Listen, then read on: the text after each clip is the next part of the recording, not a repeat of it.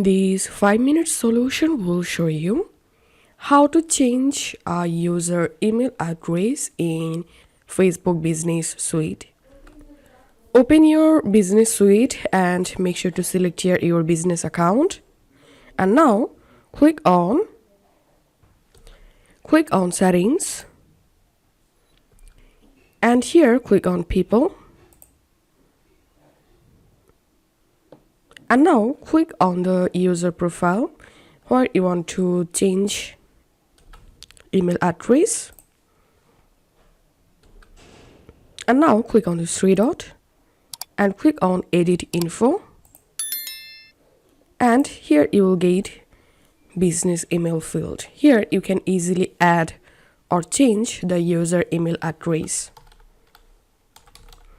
So all you have to need, just enter here the email address and confirm the email address here and click on Save.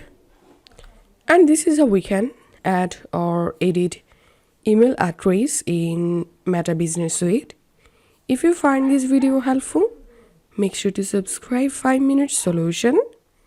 See you in the next video.